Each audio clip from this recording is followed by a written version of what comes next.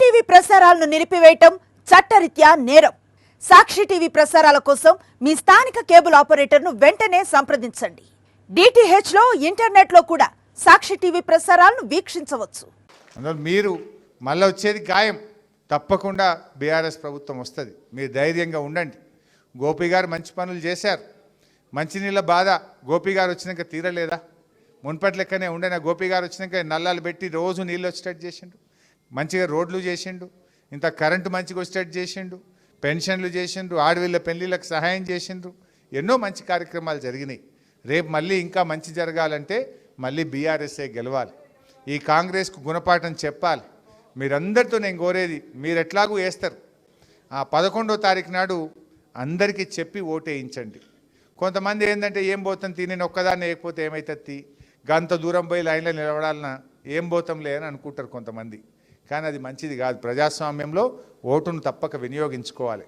ఒక గంట కష్టం అనుకోకుండా ఓటు అనేది మన తలరాత మారుస్తుంది, మన భవిష్యత్తును నిర్ణయిస్తుంది. అందువల్ల మీరందరూ కూడా ఓటుకు వెళ్ళాలి. 11వ తారీఖు నాడు ఓటు వేయాలి. మన సునీతమ్మను గెలిపించాలని చెప్పి నేను కోరుతా ఉన్నా. మీరు వేయడమే కాదు, మీ చుట్టుపక్కల ఉండే మీ ఇంటి పక్కోళ్ళో, ఇంటి మీద ఉన్నోళ్ళో, కిరాయికున్నోళ్ళో, మీ ఓనర్లో అందరినీ సంధాయించండి. ఎందుకు బీఆర్ఎస్ గెలవాలనో అర్థమయ్యేటట్టు చెప్పండి. మద్దతు కూడగట్టండి. ఒక్కొక్కరు ఒక సునీతమ్మ లాగా, ఒక్కొక్కరు ఒక కేసీఆర్ లాగా, ఒక గోపీనాథ్ లాగా మీరందరూ కూడా ఈ వారం 10 రోజులు సహకారం అందించండి. తప్పకుండా మీ ఆకాంక్షలు రాబోయే రోజుల్లో ఈ తెలంగాణను, మన జూబ్లీహిల్స్ నియోజకవర్గాన్ని, మా రజక సోదరుల గౌరవాన్ని నిలబెట్టే బాధ్యత మేము తీసుకుంటామని తెలియజేస్తూ జై తెలంగాణ. సాక్షి టీవీ ప్రసారాలను నిలిపివేయడం చట్టరీత్యా నేరం.